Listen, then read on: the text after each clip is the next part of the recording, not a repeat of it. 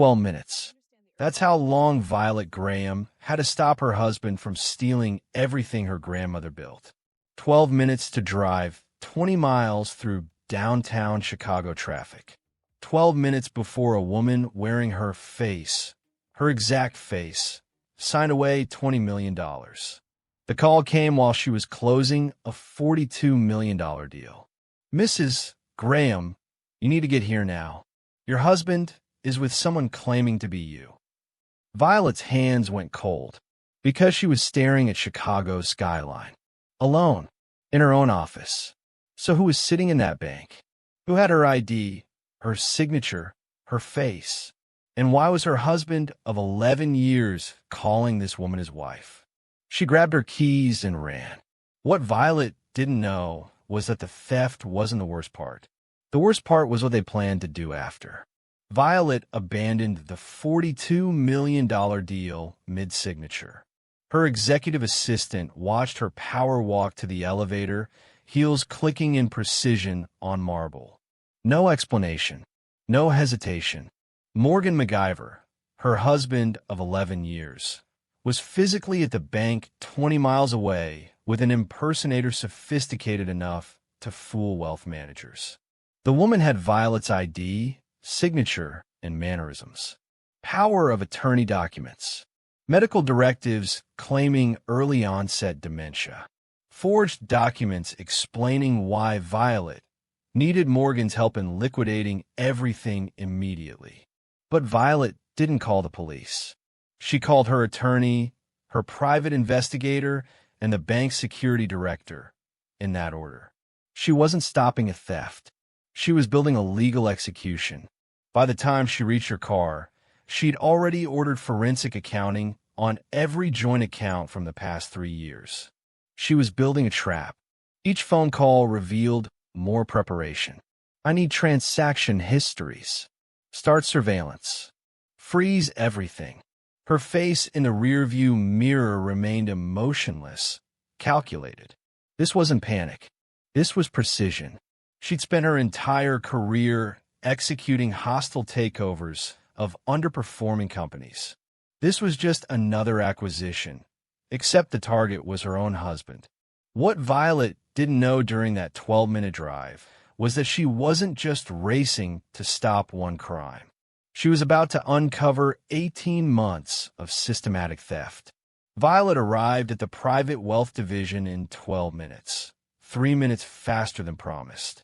The branch manager met her in the marble lobby, nervous energy radiating from every gesture. He guided her through a back corridor to an observation room with one-way glass overlooking consultation room 3. Through frosted glass that distorted details but not shapes, Violet saw them. Morgan leaning close to a woman whose resemblance stopped her breath cold. Brandt Gislason sat with Violet's exact posture, shoulders back, chin slightly raised, the unconscious confidence that came from old money and new power. Same haircut, falling just below her shoulders in soft waves. Same shade of brown skin, the deep warm tone that Violet inherited from her grandmother. Same bone structure, as if someone had studied Violet's face from every angle and reconstructed it on another woman's skull. She wore Violet's signature style, tailored cream blazer, gold Cartier watch catching the fluorescent light, minimal jewelry that whispered wealth rather than screamed it. The woman had studied her target with forensic precision. She'd become Violet's shadow. The bank manager handed Violet a tablet, his hands trembling slightly. Security footage showed Brandt's arrival 30 minutes earlier, walking with Violet's confident stride, the slight sway that came from years of wearing heels. The identification documents loaded on the screen made Violet's stomach turn. Every detail was perfect, not just forged, but professionally manufactured by someone who understood document security at expert level. The signature matched Violet's down to the pressure points where she pressed harder on specific letters. The slight hesitation before the capital G, the way the final M trailed upward. But it was more than documents. Brandt had undergone cosmetic procedures. The bank's high-resolution security cameras captured details that made this operation terrifyingly sophisticated. Cheekbone contouring that matched Violet's facial structure, lip fillers creating the exact fullness, even a mole placed in the identical location on her left cheek. Security footage from earlier visits. Yes, there had been earlier visits, scouting trips to establish familiarity, showed Brandt practicing Violet's walk, her hand gestures, the way she touched her collarbone when thinking through complex problems. This wasn't amateur hour. This was precision identity theft that took months, maybe years of preparation. Someone had invested serious money, serious time, serious expertise into becoming Violet Graham. The question was, who funded this operation? But the woman wearing Violet's face was only half the betrayal. Morgan's performance was about to reveal just how deep his deception ran. Violet watched Morgan through the glass, and what destroyed her wasn't anger, it was recognition. She was seeing a man she didn't know. Morgan sat beside Brandt with easy intimacy, his hand occasionally touching the small of Violet's back, the proprietary gesture of a husband who'd touched that exact spot 10,000 times. The gestures were familiar, comfortable, practiced. He'd rehearsed this. Morgan was explaining to the wealth manager that his wife's memory had deteriorated rapidly over 6 months. He produced medical documents, neurologist reports on letterhead from Northwestern Memorial Hospital, prescription records for medications Violet had never taken, even a video on his phone showing Violet struggling to remember their anniversary date. The video had been staged with heartbreaking authenticity. Brandt in their bedroom, confusion crossing her face as Morgan gently prompted her, tears forming when she couldn't recall the date they'd married. His performance was flawless. Concerned husband, protective but not controlling, reluctantly accepting that the woman he loved needed help managing her affairs before her condition worsened. The wealth manager was nodding sympathetically, almost convinced. Morgan had weaponized love language, turning their marriage into a legal justification for theft. He'd rewritten their marriage. He'd even brought their wedding photo, displayed on the consultation table like evidence of devotion. The silver frame caught the light. Violet remembered buying that frame together during their honeymoon in Santorini, remembered how Morgan had insisted they display it prominently in their home. Now he was using it as a prop in her destruction. What Violet recognized, what made her hands clench into fists, was the technique. She'd seen this before in boardroom negotiations. Total commitment to the narrative. Morgan didn't just lie convincingly. He believed his own story. He'd reframed the theft as mercy, convinced himself he was protecting assets from Violet's decline rather than stealing them. This was the psychological trick of master manipulators. Make the crime feel like salvation. The performance was perfect, the documents convincing, and the wealth manager was reaching for approval forms when Violet noticed the one detail Brandt couldn't fake. The wealth manager slid final transfer documents across the mahogany table, the heavy paper whispering against polished wood. $20 million. 3 generations of Graham family wealth.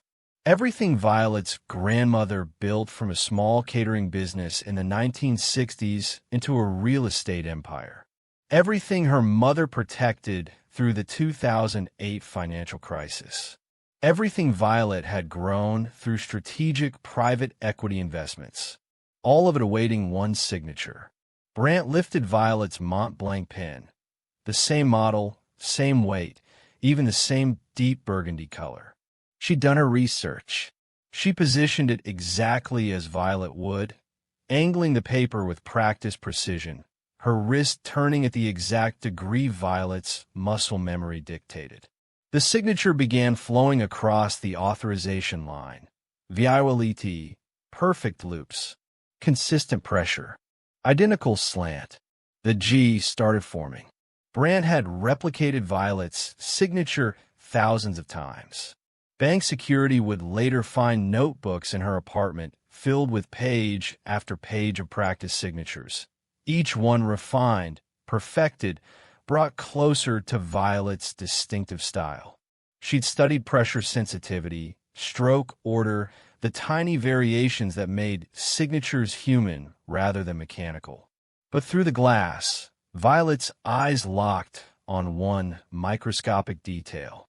The capital G, third grade, saved $20 million. Brandt's G was technically perfect. The right size, right slant, right connection to the R that followed. But it was missing the tiny loop Violet added subconsciously on the upper curve, a habit formed in Mrs. Patterson's third-grade cursive class at Oakwood Elementary. Violet had been reprimanded for that loop, told it was not proper cursive form, but the correction never stuck. 39 years later, her hand still added that invisible flourish, muscle memory encoded so deeply that conscious thought couldn't override it. The flaw was so small that signature verification software wouldn't catch it. Bank security wouldn't notice it. Even forensic document examiners might miss it on first review. But Violet saw it immediately. That invisible loop was muscle memory, neurological wiring that no amount of practice could replicate without living inside Violet's body, feeling the exact tension in her fingers as they formed that letter. It was the thread that would unravel everything. Violet turned to the bank manager, her voice cutting through his nervous breathing. "Stop the transaction now." That missing loop gave Violet the proof she needed, but what she was about to discover in the consultation room would prove the theft was never just about money. Violet didn't knock. She never knocked when she held the power position. She pushed open the consultation room door mid-sentence, Morgan's pen hovering over the authorization line like a guillotine blade frozen in mid-fall. Time fractured into crystalline moments. Morgan's hand froze. Tendons visible beneath skin suddenly drained of color. Brandt's carefully constructed confidence shattered across her face, eyes widening from serene impersonation into animal panic, body tensing as fight-or-flight instincts overrode months of preparation.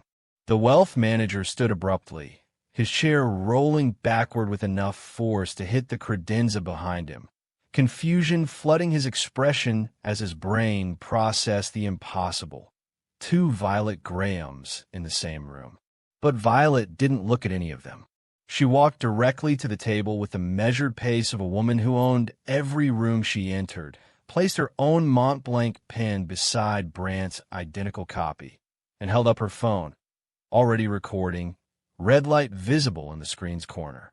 Her voice was surgical, each word placed with the precision of a scalpel finding exactly the right tissue to cut. "That's an excellent signature. But you missed the loop I always add on the G. I've been doing it since 3rd grade." Silence expanded to fill the room, thick and suffocating.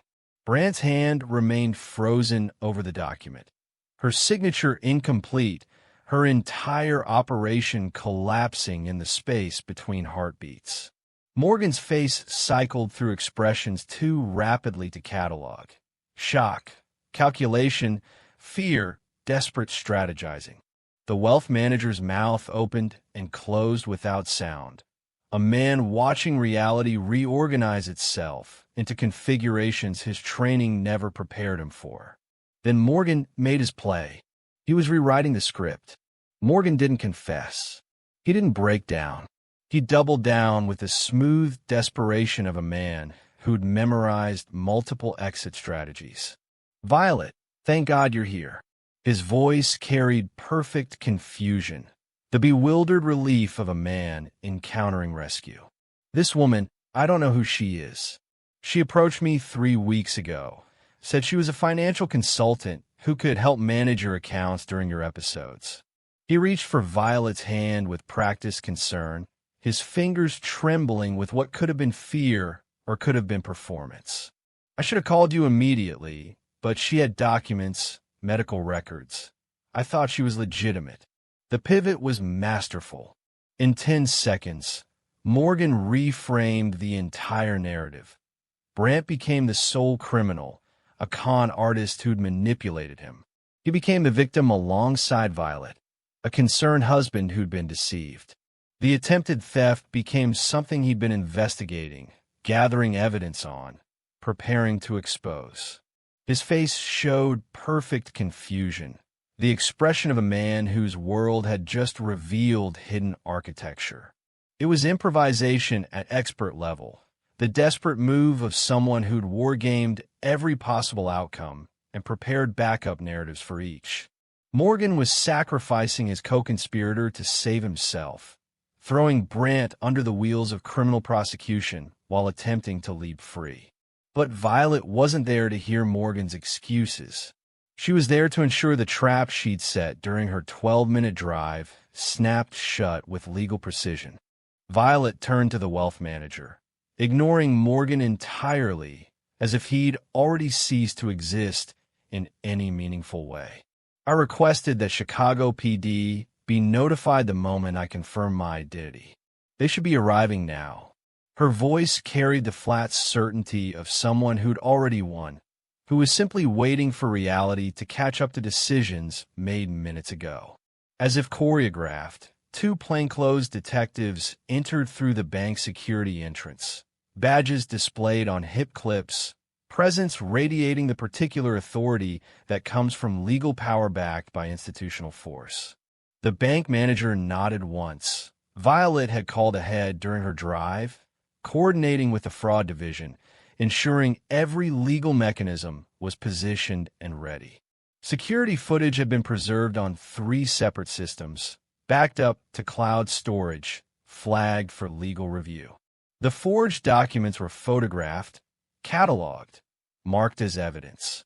Every word Morgan and Brant spoke had been recorded on bank security audio, stamped with precise timestamps, admissible in court.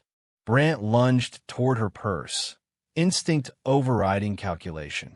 Bank security blocked the exit before her hand reached the leather handle, a wall of professionally trained bodies creating barrier. Detective Sarah Chun, 20-year veteran of financial crimes, stepped forward with Miranda rights already forming on her lips. Brant Gislason, you're under arrest for identity theft, fraud, conspiracy, and attempted grand larceny. Morgan's improvised defense died on his lips as the second detective, Marcus Williams, moved toward him with handcuffs ready. But before the metal closed around his wrists, Detective Chun dumped Brant's purse contents onto the mahogany table. And what spilled out transformed this from one crime into a pattern. 3 additional complete identity sets scattered across the table. Driver's licenses for Rachel Morrison, Keisha Williams, and Diana Foster. Each showed Brant's face modified slightly. Different hairstyle, different makeup, but recognizably her beneath-the-surface changes. Credit cards, social security cards, bank account information, all professionally forged. Medical power of attorney documents, notarized affidavits, even business cards for consulting firms that didn't exist.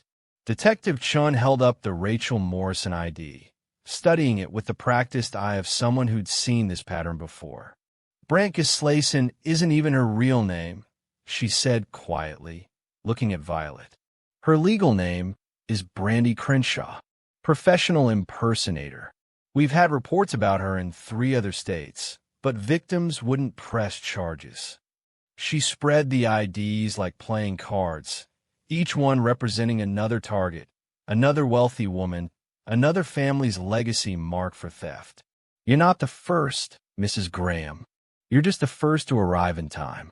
She'd done this before. Violet stared at the IDs, her analytical mind processing implications at computer speed. Brandy, whoever she really was, had successfully executed this scheme before. Multiple times, against multiple families. The sophistication wasn't Morgan's achievement. It was hers. She was a professional ghost, sliding into wealthy women's identities, stealing their signatures, their wealth, their faces. How many families had she destroyed? How many marriages had she imploded? How many grandmothers' legacies had she erased? The question burned through Violet's chest. If this woman was a professional criminal with proven methodology, who recruited her for this specific job, who identified Violet as a target, who knew enough about her accounts, her marriage, her vulnerabilities to structure this particular theft. As police escorted Morgan and Brandt towards separate patrol cars, Brandt silent and calculating, Morgan still attempting to negotiate his way free with pleading eyes and promises to cooperate, Violet's attorney Marcus Hayes pulled her aside with information that would turn a marriage betrayal into something far more sinister. Marcus had been Violet's attorney for 7 years, handling her business acquisitions, her real estate holdings, her estate planning. He'd been working in the bank's private conference room while police processed the arrests, reviewing 3 years of joint account activity with a forensic precision that made him one of Chicago's most respected financial attorneys. When he guided Violet away from the chaos in the consultation room, his face carried the grave expression she'd learned to associate with very bad news. He spread forensic accounting reports across the private conference table, pages that told a story Violet wasn't prepared to read. While police processed the attempted theft, while evidence was being photographed and cataloged, Marcus had been excavating the real devastation. What he showed Violet was systematic theft hidden in plain sight, camouflaged beneath the surface of normal marital finances. Wire transfers labeled home improvements that went to shell companies registered in Delaware and Wyoming. Medical expenses paid to non-existent clinics with addresses that traced to empty lots and mail forwarding services. Investment opportunities that disappeared into offshore accounts in the Cayman Islands and British Virgin Islands. 5,000 here, 8,000 there. Never enough to trigger automatic bank alerts. Never from the same account twice in succession. Never in round numbers that might draw attention. The pattern was invisible unless you were specifically looking for it, which was precisely the point. Someone taught him. Marcus's finger traced the timeline, each theft marked with a red flag on the spreadsheet. The theft started exactly 2 weeks after Morgan joined Lakeside Investors Club, an exclusive golf and networking venue where membership cost $50,000 annually and required sponsor recommendations from 2 existing members. Violet had never questioned the membership. Morgan had presented it as career networking, a way to build connections in Chicago's financial community. She'd encouraged it. Each theft corresponded with specific dates. After club tournaments, following networking dinners, the day after weekend retreats. The pattern was too precise to be coincidental, too systematic to be spontaneous. Morgan wasn't working alone, and he wasn't the architect. Someone taught him this system, refined it over time, tested Violet's oversight limits like a scientist, determining the exact threshold where awareness begins. The total wasn't thousands. It was $340,000 stolen over 18 months. Money that should have been securing their future, funding investments, growing the wealth Violet's grandmother had built from nothing. Instead, it had been siphoned away in amounts small enough to hide, large enough to devastate. But what made Violet's blood freeze wasn't the total. It was one wire transfer memo that Marcus had highlighted in yellow, circled in red ink, marked with 3 question marks. A transfer for $15,000 dated 4 months ago, labeled simply, RT Consulting Business Development. RT. Someone with those initials had received money from their joint account, marked as business development, during the period when Morgan was learning to become a thief. That night, while Morgan sat in Cook County Jail awaiting arraignment, while Brandt was being processed through the system under her real name, with a public defender scrambling to handle her case, Violet's private investigator uncovered the man who transformed her husband from insecure spouse into criminal. And the discovery revealed Morgan's betrayal was just one thread in a much larger, more predatory web. James Torres had been Violet's private investigator for 5 years, handling everything from pre-acquisition due diligence to executive background checks. He was former FBI, trained in financial crimes, with a network of contacts that stretched through law enforcement and private security across the country. When Violet asked him to find out who RT Consulting was, she expected a shell company, maybe a front for money laundering. What James delivered 48 hours after the arrest was something far more disturbing. The Lakeside Investors Club wasn't just a networking venue. It was a hunting ground.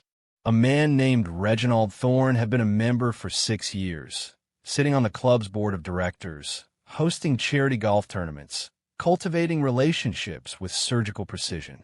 Thorne was 62, silver-haired, classically handsome, with the kind of aging well features that suggested good genetics and expensive maintenance. He positioned himself as a mentor figure, offering business advice and friendship to men who felt overshadowed by successful wives. James showed Violet security footage from a club that he'd obtained through a board member who owed him favors. The footage showed Thorne and Morgan at dinner, drinks flowing, conversations that stretched for hours. Thorne leaning close, speaking with the intimacy that suggested deep trust. Morgan laughing, nodding, his body language showing the relief of someone finally being understood. More footage. Weekend retreats where Thorne and Morgan sat together by the clubhouse fireplace. Morgan's expression showing the vulnerability of someone confessing hidden pain. Violet watched her husband being groomed like a mark at a confidence scheme, because that's exactly what it was. He hunted generational wealth. But Thorne wasn't just a con artist who manipulated Morgan. He was a specialist in affinity fraud, targeting wealthy black families specifically. James had traced his pattern back 8 years, identifying 7 other families Thorne had destroyed, all following the same methodology with terrifying consistency. James spread files across Violet's dining table, each one representing a family Thorne had targeted. The Patterson family, husband befriended at a business conference, marriage poisoned with resentment about his wife's success as a corporate attorney, ultimately robbed of $2.3 million through a scheme involving fake investment opportunities. The Johnsons, husband cultivated through a church men's group, convinced his professor wife looked down on him, led into a real estate fraud that cost them $1.8 million. The Hendersons, the Washingtons, the Brooks family, the list went on, each story following the same arc. Thorne befriended insecure spouses, poisoned marriages with resentment about success gaps, introduced professional criminals like Brandy Crenshaw who could execute sophisticated identity theft, orchestrated systematic theft that destroyed families while leaving minimal evidence trail, then disappeared before victims could fully understand what happened to them. The pattern was methodical, practiced, refined over years of operation. Thorne's victims lost a combined $18 million. But what made his operation particularly insidious was his targeting criteria. He specifically hunted black families because, as recorded conversations would later reveal, he believed these families wouldn't have the same legal resources or institutional support to fight back. He weaponized assumptions about racial wealth gaps, about black families being newer to generational wealth, about institutional racism creating barriers to justice. James had obtained recorded conversations from one of Thorne's former associates who'd agreed to cooperate in exchange for immunity. In one conversation, Thorne explained his philosophy. Black wealth is different. It's fragile. First generation, second generation at most. They don't have the same institutional relationships, the same legal infrastructure their white counterparts built over centuries. They're more isolated, easier to dismantle. and they won't fight back as hard because they've learned the system doesn't protect them. He said it without malice, without hatred, just cold assessment of vulnerability, delivered with the clinical detachment of a predator selecting the weakest prey. Morgan wasn't a criminal mastermind. He was Thorne's fourth successful mark in 3 years, and the first to get caught because he'd chosen the wrong target. Violet Graham had resources, connections, and the particular fury that comes from protecting generational legacy. But what transformed Violet's understanding from financial crime to potential murder was what Morgan's laptop revealed about his ultimate intentions. Police forensic analysis of Morgan's laptop, seized during his arrest and cracked open by FBI cybercrime specialists, uncovered search history from the past 6 months that turned Violet's stomach. At first, the searches seemed focused on financial theft, offshore account setup, signature forgery techniques, power of attorney requirements, Illinois, identity theft detection thresholds. The research of someone learning to become a thief, clumsy at first, more sophisticated over time. But 3 months before the bank attempt, the searches shifted into territory that made detectives call Violet to deliver the news in person rather than over the phone. New queries appeared, methodical and research-oriented. Life insurance payout, accidental death spouse. How long until missing person declared dead? Beneficiary claims process simplified. Untraceable poisons 2024. More recently, accidental drowning statistics, Lake Michigan. Home security system blind spots. Staged accidents investigation. Each search was careful, exploratory, building towards something that Detective Chun described as pre-operational planning for spousal homicide. Text messages between Morgan and an encrypted number, later traced through FBI resources to a burner phone registered under a false name, but used exclusively by Reginald Thorne, discuss Plan B if the transfer fails.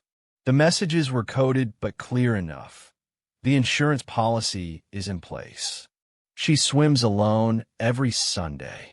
Security cameras still offline. 6 months minimum before claiming.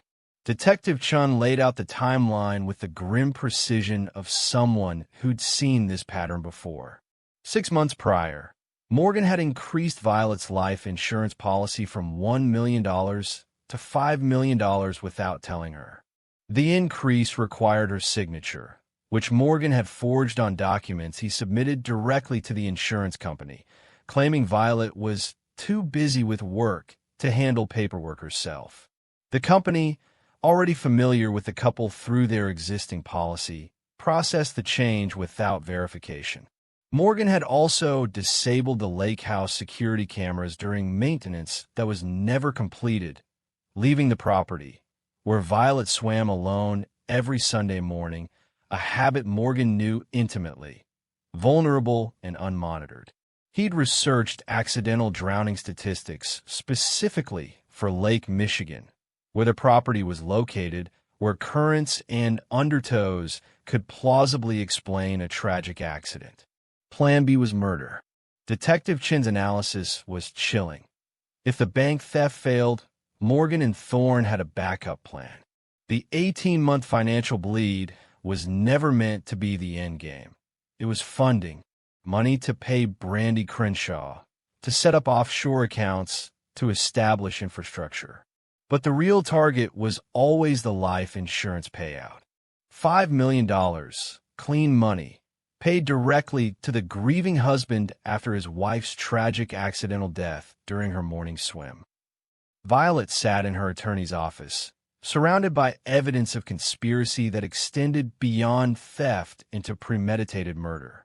Her hands were steady, her breathing controlled, but inside her chest something fundamental was recalibrating. This wasn't just about protecting her fortune anymore. This was about survival. Morgan hadn't just betrayed their marriage. He'd been potentially planning to end her life, to erase her from existence, to collect insurance money while mourning publicly. And somewhere, Reginald Thorne was orchestrating it all, moving pieces around a board, destroying families like it was just business. That revelation changed everything. Violet wasn't just a victim who'd narrowly escaped theft. She was a target who'd narrowly escaped murder. And that meant she needed to become something she'd never been before, a hunter. Violet sat in Marcus Hayes's office 72 hours after the arrests, surrounded by evidence of conspiracy and potential murder plot that spread across his conference table like accusation. Marcus advised standard procedure, the path every attorney would recommend. Let prosecutors handle Morgan and Brandy Crenshaw, provide evidence, cooperate fully, move forward with divorce. The system had mechanisms for this. She'd already stopped the theft. She was already safe. The expected path was clear. Her friends counseled healing, therapy, distance. Her business partners suggested taking time off, processing the trauma, focusing on recovery. Her sister flew in from Seattle and held her hand while recommending grief, counseling, and privacy. Everyone in Violet's life offered the same wisdom. Be the victim. Let the system work. Rebuild privately. Step back. Let others handle justice. Focus on healing from betrayal rather than pursuing vengeance. Violet had every right to follow that advice. She'd already prevented the theft. She'd already exposed the conspiracy. Morgan was facing years in prison. Brandy Crenshaw would be convicted. The evidence was overwhelming. Justice would be served through normal channels. She could step away, protect her privacy, avoid the media circus that would inevitably follow if she pursued this more aggressively. The conventional wisdom was to let it go, to be grateful for escape, to move forward with dignity rather than descending into the ugly work of revenge. But Violet rejected every piece of advice. She chose war. She told Marcus, her voice carrying the flat certainty of irrevocable decision. Find everyone involved. Every victim Thorne created. Every account he's touched. Every family he's destroyed. I want a RICO case that doesn't just convict him. I wanted to dismantle his entire network. She wasn't interested in personal justice. She wasn't seeking closure through therapy and time. She was building a legal framework that would expose affinity fraud as federal crime, fund victim testimonies, establish precedents that would make these crimes easier to prosecute in the future. She wanted Reginald Thorne to never walk free. She wanted his methodology exposed so thoroughly that every future predator would think twice before targeting generational black wealth. She wanted a legal architecture that would outlive this case, protecting families who came after. This wasn't about healing from betrayal. This was about weaponizing her wealth, her connections, and her fury into systemic change. She was going to war, and she was going to win. Marcus studied her face across the table, recognizing something fundamental had shifted. He wasn't talking to a client processing trauma anymore. He was talking to a force of nature who'd made a calculated decision to redirect her considerable resources toward a single purpose: total destruction of everything Reginald Thorne had built. This will cost you millions, Marcus warned. Years of your life. Public exposure you can't control. Media scrutiny that will invade every aspect of your privacy. My grandmother taught me that protecting generational wealth sometimes means spending it, Violet responded.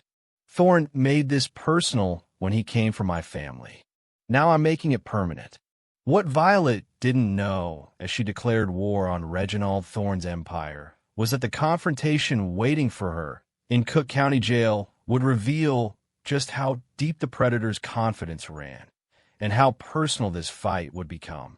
3 weeks after the arrests, Violet walked through Cook County Jail's visitor entrance, passing through metal detectors and security checkpoints designed to strip visitors of anything that could be weaponized.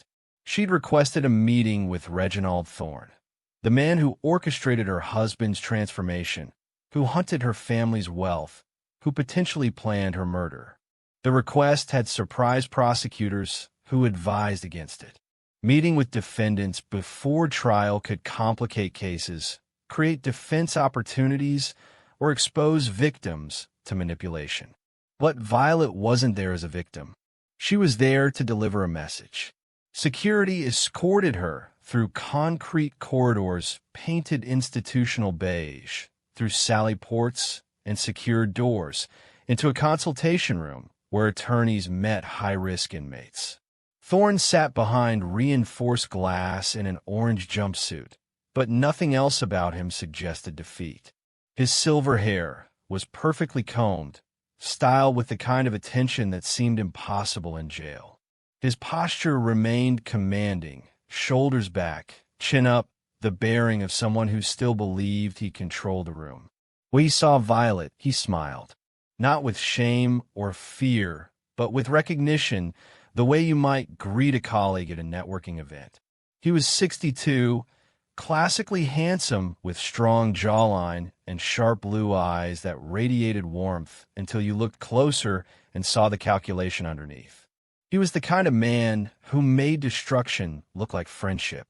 He called it business. Thorne didn't wait for Violet to speak.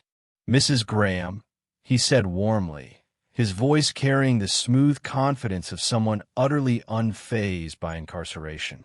"I've admired your work in private equity for years. Your grandmother built something extraordinary. Margaret Graham, she started with a catering business in 1967, grew into a real estate empire by the 1980s. Remarkable woman. I actually heard her speak at a conference in 1998. Brilliant mind for identifying undervalued properties. He was performing even now, demonstrating his research, showing that he'd studied Violet's family history the way a scholar might study important historical figures. The casual mention of her grandmother's name, spoken with familiarity, as if they were colleagues discussing mutual acquaintances, was designed to establish connection, to suggest they existed in the same world, operating by the same rules. Violet didn't react. She'd expected manipulation. She'd prepared for charm. She sat down across from him, the reinforced glass between them creating a physical barrier that represented the chasm between their worlds. "Why did you target Morgan?" she asked simply. Thorne's smile widened, genuine amusement flickering across his features. "Your husband felt invisible in your shadow. Men like Morgan, they're not complicated. They marry brilliant, successful women and spend years watching those women eclipse them. The resentment builds slowly, day by day, achievement by achievement. Your promotion becomes his diminishment. Your success becomes his failure. It's not rational, but psychology rarely is." He leaned forward slightly, his tone shifting into something closer to professorial explanation. "You give them permission to resent their wives' success. You reframe theft as reclaiming dignity. You show them how the world has made them small, and you offer them a way to become big again. Once they accept that framework, they'll do anything." Morgan wasn't unique. He was just receptive. Thorne described his methodology like a professor explaining theory, with the clinical detachment of someone discussing abstract concepts rather than real people's destroyed lives. There was no malice in his voice, no hatred, just the cold assessment of someone who'd refined predatory techniques over years of practice. Violet slid a folder across the metal table. Evidence James Torres had compiled over 3 weeks of intensive investigation. 7 families destroyed. 18 million stolen. 3 marriages ended in divorce. 1 ended in suicide when a husband realized what he'd done to his wife's family legacy. "You didn't just steal money," Violet said quietly.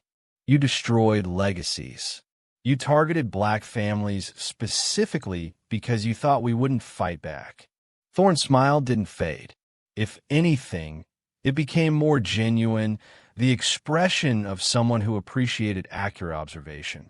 "It usually works," he admitted without hesitation. "Generational wealth in black families. It's relatively new, historically speaking. Fragile.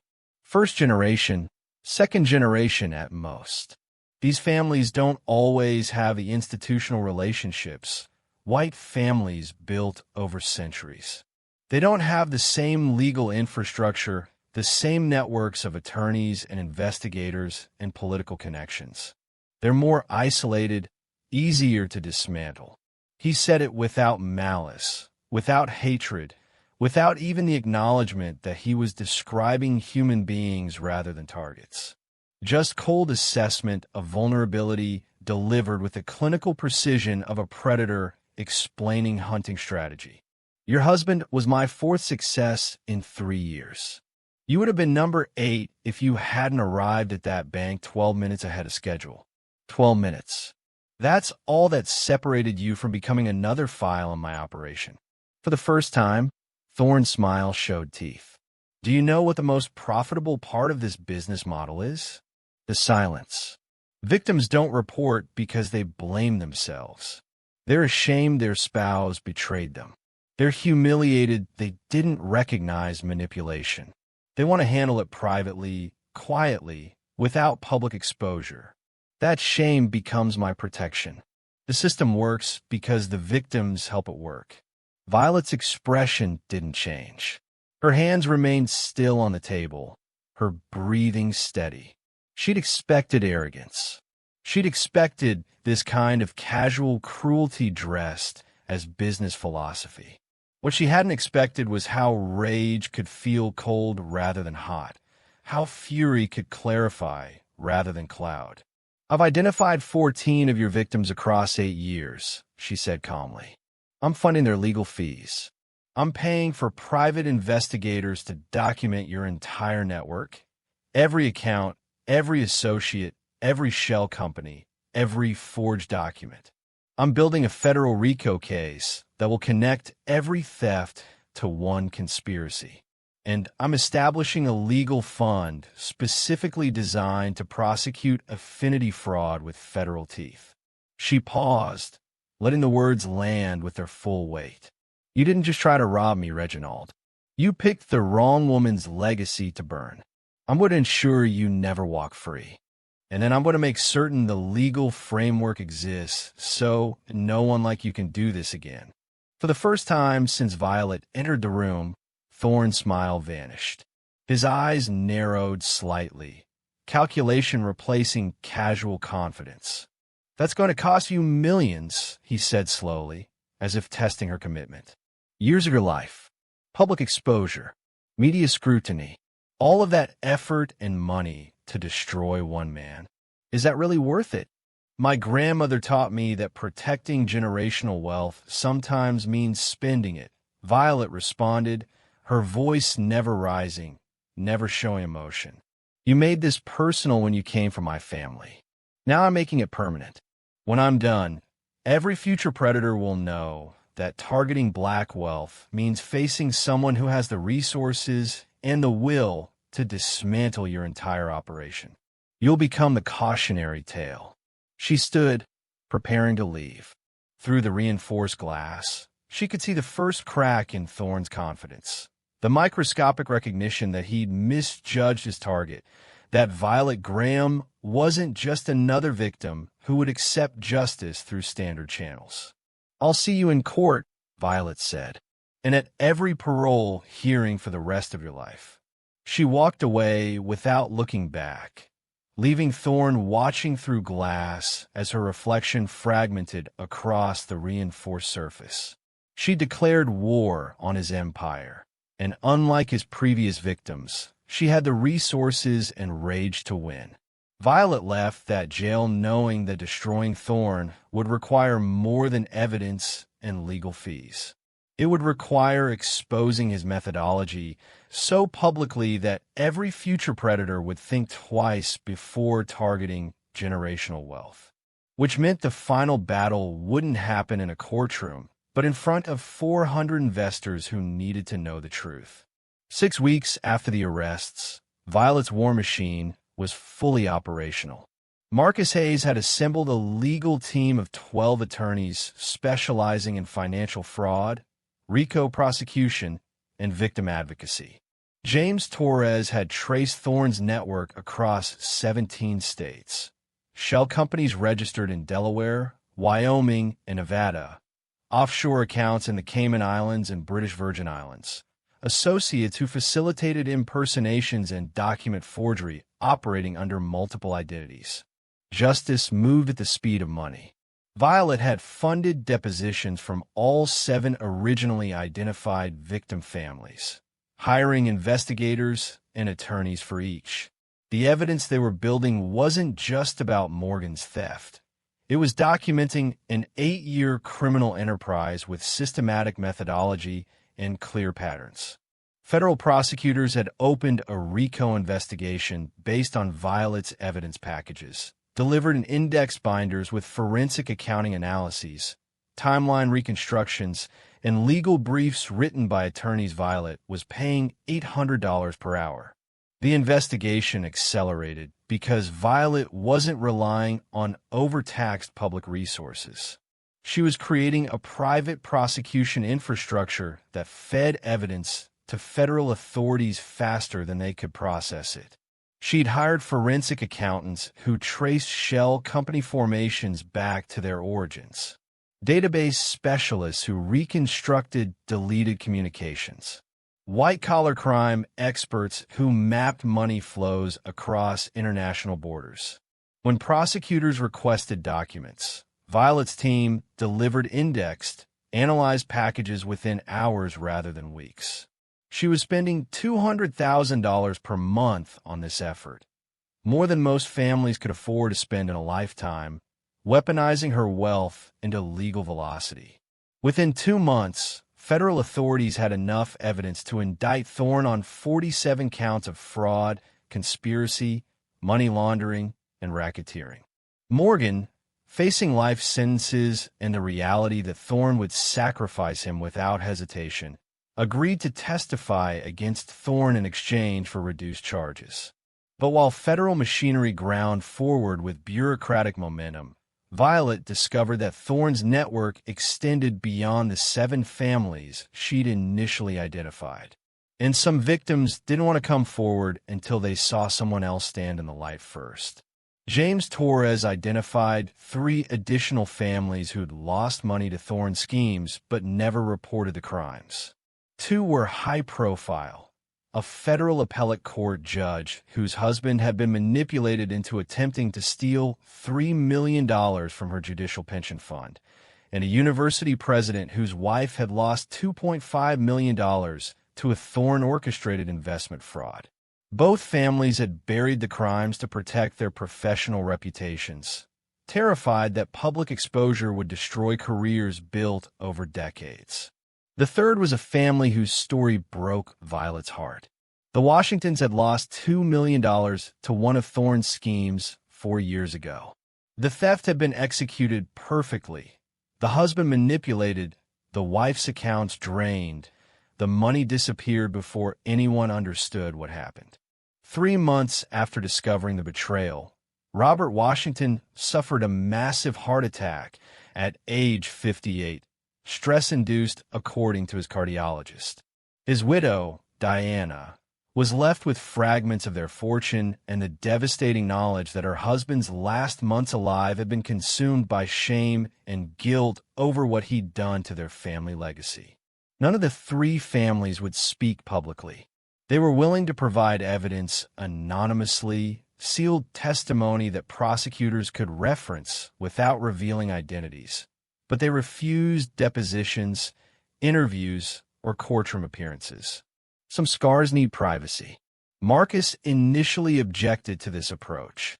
Anonymous testimony was legally weaker, more vulnerable to defense challenges, harder to use effectively in RICO cases that relied on pattern demonstration.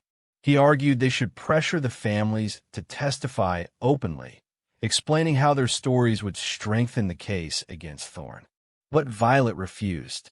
"We're not building this case to re-victimize people," she told Marcus. her voice carrying the steel that made her effective in business negotiations. We're building it so they can heal, knowing their stories mattered without having to sacrifice their privacy or professional lives. I won't replicate Thorne's exploitation by forcing victims into exposure they don't want. She created a legal mechanism allowing victims to contribute to the RICO case through sealed testimony. Affidavits reviewed by prosecutors and judges, but not entered in a public record. Evidence that could establish pattern without identifying sources.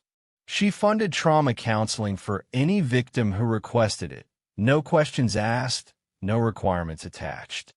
She established a victim support network that operated with complete confidentiality, creating space for people to share experiences without fear of exposure. Within 3 weeks, 2 of the 3 families agreed to provide sealed testimony. The university president called Violet personally to thank her, his voice breaking as he described what it meant to contribute to justice without destroying his wife's career.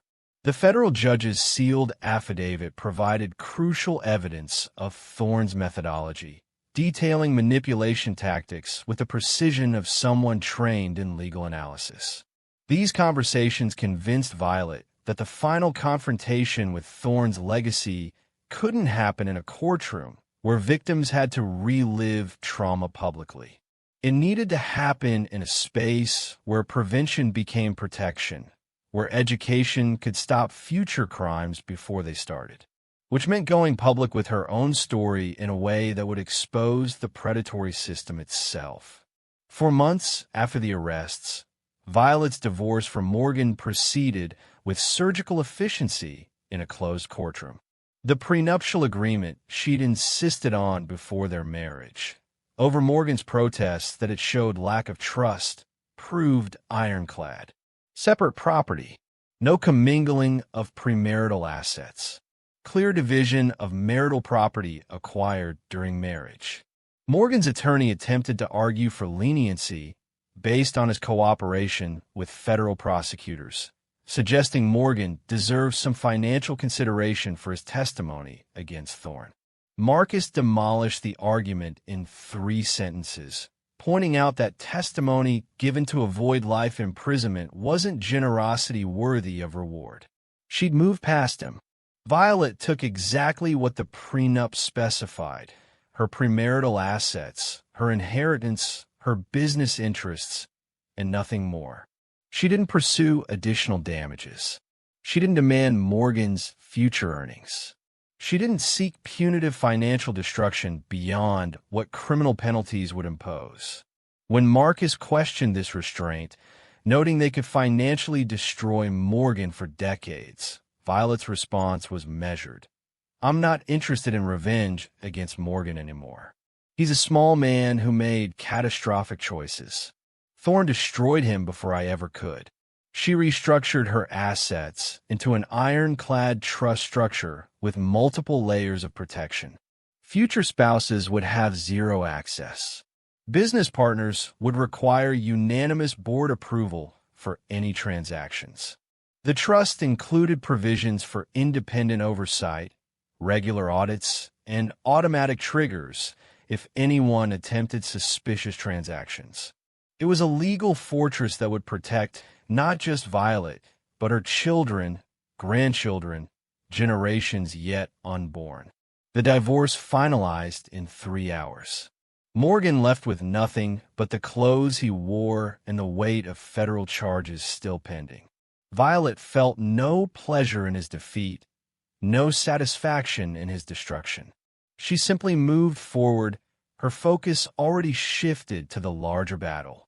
With Morgan legally erased from her life, Violet turned her attention to the confrontation she'd been planning since that jail visit with Thorne, a public exposure that would accomplish what criminal trials alone never could.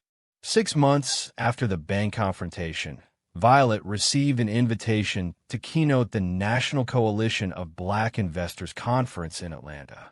400 of the most influential Black wealth managers, investors, and family office executives in the country gathered annually to discuss protecting and growing generational wealth.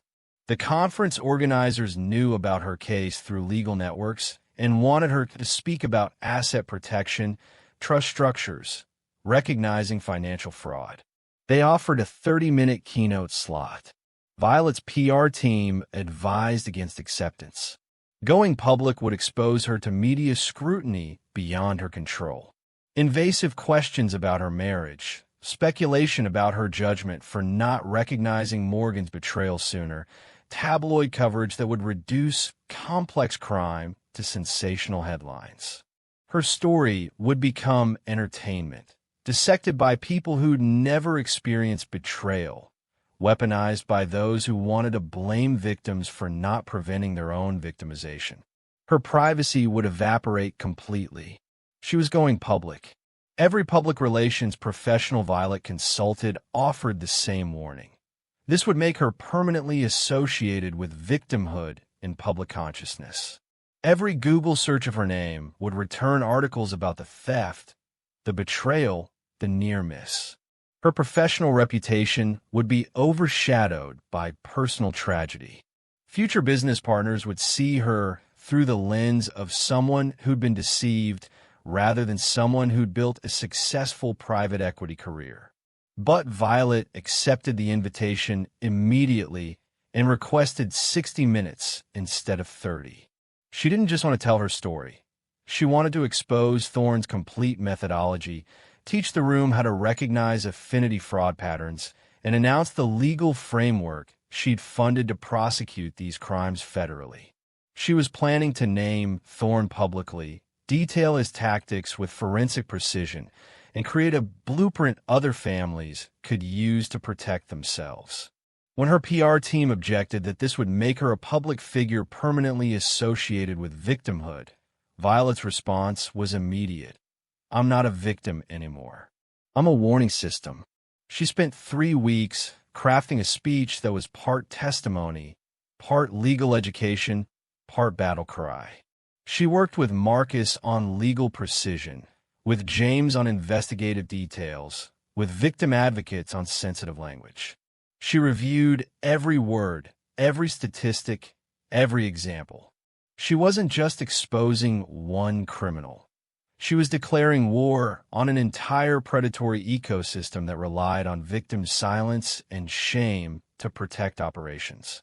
The speech Violet crafted over those 3 weeks wasn't just a recounting of betrayal. It was a tactical manual for dismantling predators.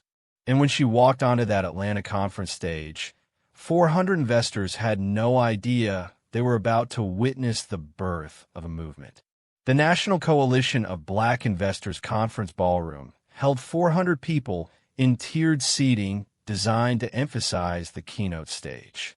Wealth managers overseeing billions in assets. Family office executives protecting multi-generational legacies. Attorneys specializing in estate planning and asset protection. Financial advisors serving high-net-worth Black families across every industry. These were sophisticated professionals who'd seen fraud schemes before, who'd studied Bernie Madoff and Enron, who understood financial crime at expert levels. But they didn't know what was coming. She was arming them. Violet walked to the podium in a navy suit, carrying no notes, no slides, just her voice and the story she'd prepared with surgical precision. The room fell silent with the instant attention that comes from reputation.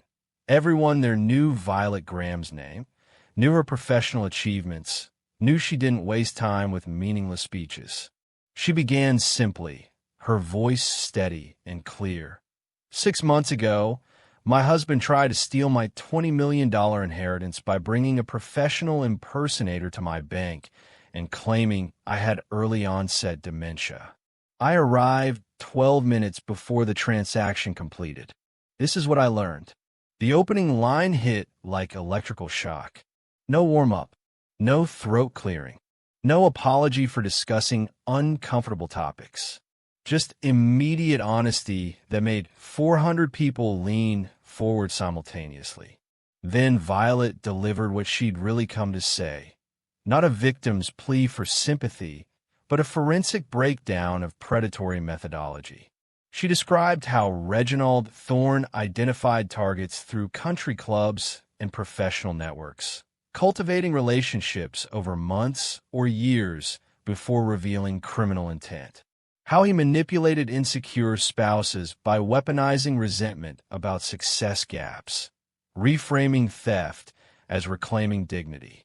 How he used affinity fraud specifically against black families because he believed, correctly, in many cases, that institutional racism would prevent effective prosecution. She explained how Thorne structured thefts to avoid triggering bank alerts. Amounts under $10,000, irregular timing, different accounts, legitimate-sounding labels.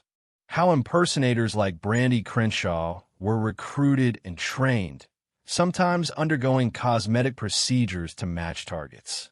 How forged documents were manufactured with professional precision that fooled bank security and legal systems. She named Reginald Thorne.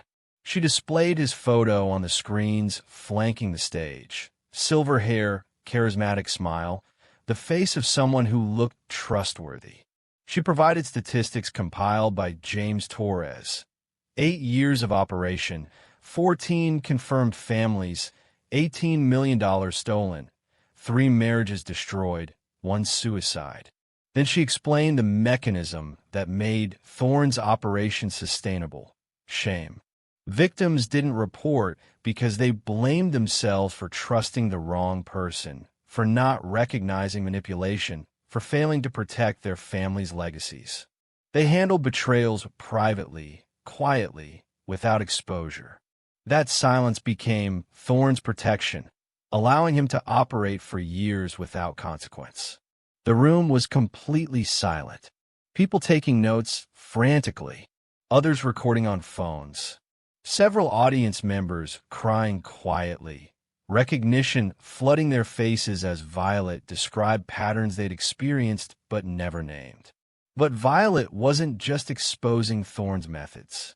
She was about to reveal the legal framework that would change how affinity fraud is prosecuted federally, turning her personal war into permanent protection. Violet pivoted from Thorne's tactics to solutions. She announced she'd funded the creation of a legal task force specifically designed to prosecute affinity fraud using federal RICO statutes. The task force had already helped prosecutors in 3 states establish precedents that made these crimes easier to charge and convict. She'd funded victim support networks in 12 states, providing legal representation, trauma counseling, and financial forensics to families who couldn't afford these resources independently. She'd established partnerships with FBI financial crimes units to create early warning systems, pattern recognition software that identified suspicious transactions before thefts completed. She'd hired data analysts to map fraud patterns across the country, creating databases that law enforcement could access. She'd funded training programs teaching bank security personnel how to recognize impersonation attempts and coerce transactions. The scope was staggering. Violet had spent over $3 million in 6 months building infrastructure that would outlast Thorne's prosecution, protecting families who'd never know her name. The room absorbed this information with the stunned attention of professionals recognizing game-changing innovation. Several audience members were nodding with the expression of people whose worldview was reorganizing itself in real time. Then Violet asked the question that would create the conference's most powerful moment. Silence was breaking everywhere. How many people in this room have experienced attempted financial fraud by someone close to you? A business partner, spouse, family member, friend, but didn't report it because you felt ashamed or feared publicity? The question hung in the air for 3 seconds. 4, 5. Then hands began rising across the ballroom. Slowly at first. A woman in the 3rd row, her face tight with old pain. A man near the back, his hand shaking slightly. Then more. Dozens. By the time the movement stopped, roughly 60 people, 15% of the room, had raised their hands. The visual was devastating. Sophisticated investors managing billions. Wealthy families with resources most Americans couldn't imagine.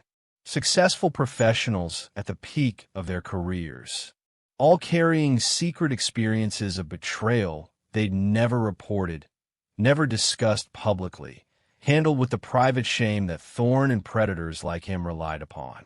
Some people were crying quietly, others staring at the sea of raised hands with recognition and solidarity. The room had transformed from professional conference to collective acknowledgement of shared trauma. Violet's voice remained steady, powerful. This is why Thorne's methodology works. We protect predators with our silence. We absorb shame that belongs to criminals. We hide betrayal to preserve privacy, and in doing so, we allow predators to continue operating. Today, that stops. She announced a confidential hotline and legal support network for anyone in the room who wanted to report previous fraud attempts. No judgments, no requirements, just support, resources, and the opportunity to contribute to pattern databases that could prevent future crimes. By the end of the conference, 17 additional victims came forward, not all related to Thorne, but all following similar patterns. Affinity fraud, spousal manipulation, systematic theft hidden beneath legitimate-sounding transactions. Some were willing to provide sealed testimony. Others just wanted to finally tell their stories to someone who would believe them without judgment. That moment, 60 hands rising in a ballroom full of the country's most successful black investors, marked the transformation of Violet's personal revenge into something that would outlast Thorne's convictions and reshape how predatory fraud was fought. But there was one more confrontation waiting: the conclusion of Thorne's trial and the final accounting of justice.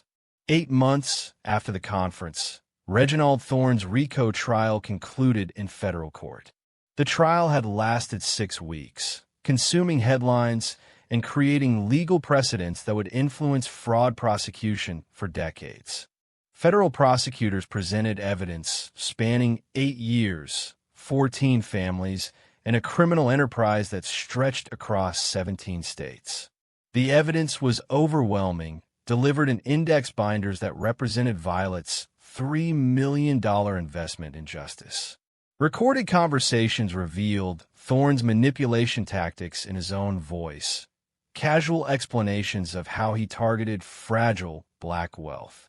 Victim testimony described systematic exploitation with painful consistency.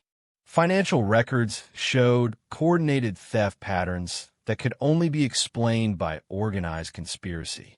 Morgan MacGyver's testimony detailed how Thorne orchestrated the entire plot against Violet, from identifying her as a target to recruiting Brandi Crenshaw for impersonation. Thorne's defense attempted to portray him as a legitimate consultant whose clients made poor choices independently. His attorneys argued that befriending people wasn't criminal, that providing business advice didn't constitute conspiracy, that Thorne couldn't be held responsible for other people's decisions to commit fraud. The defense painted him as a mentor whose guidance was misunderstood, twisted by criminals like Morgan and Brandi into something Thorne never intended. The jury deliberated for 3 hours. 40 years. No parole. Thorne was convicted on 43 of 47 counts.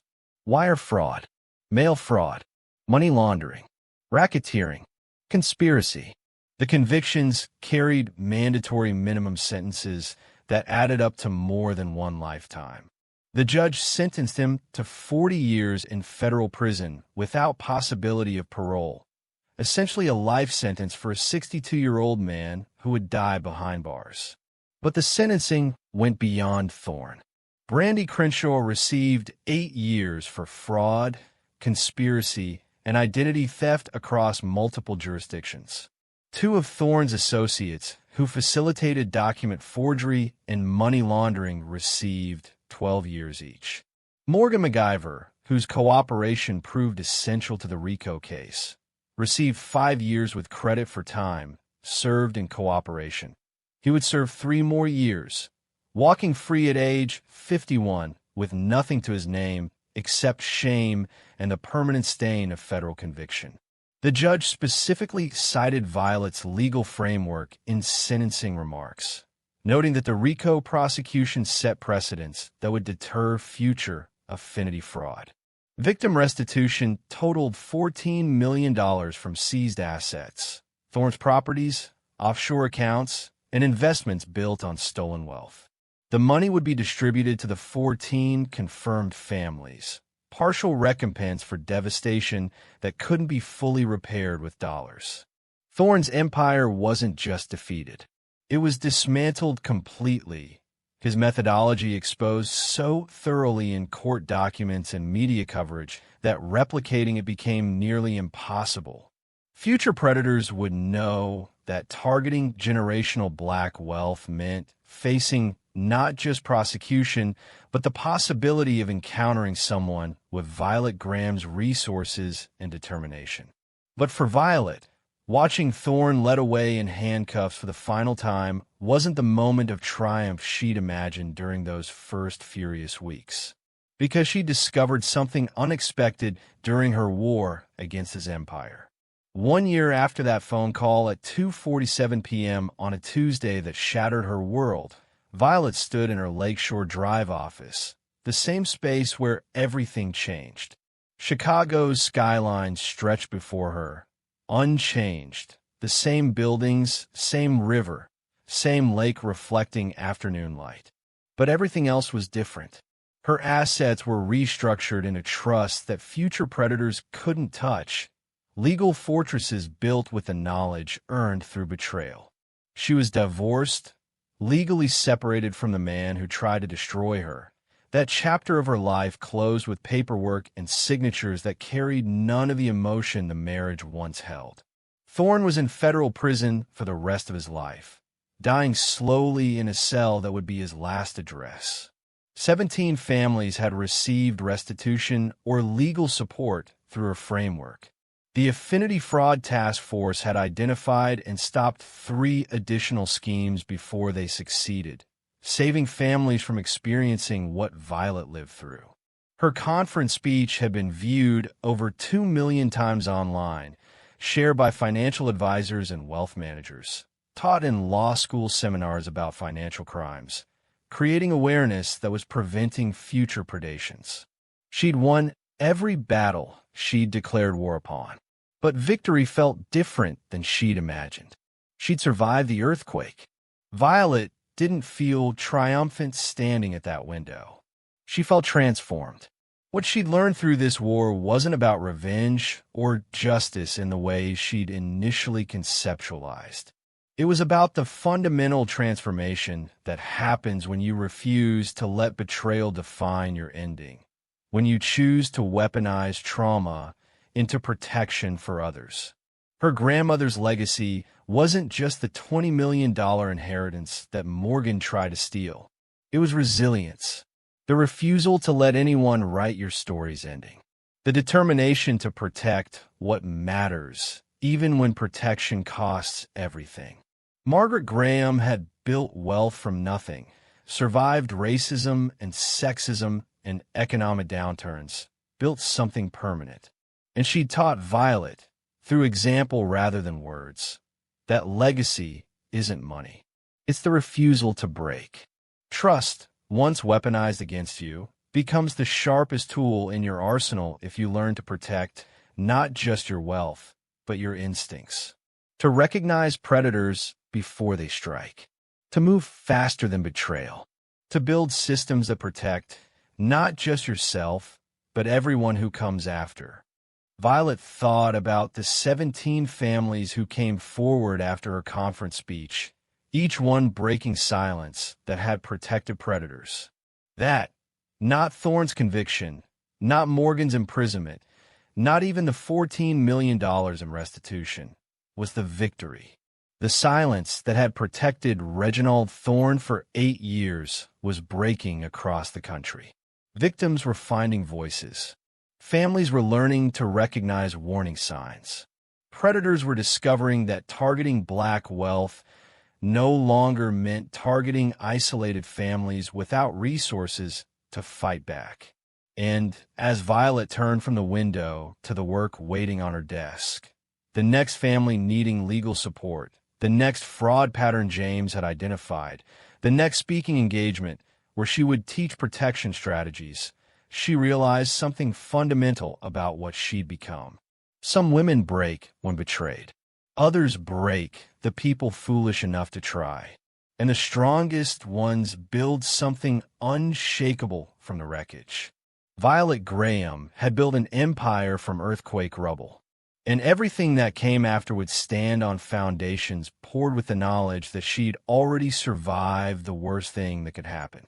Because she'd already survived the earthquake.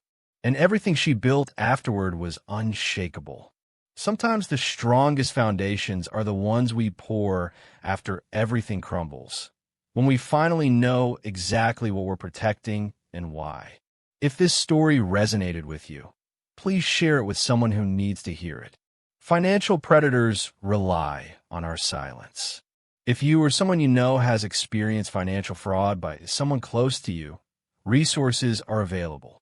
The National Coalition of Black Investors maintains a confidential support network. You're not alone, and your story matters.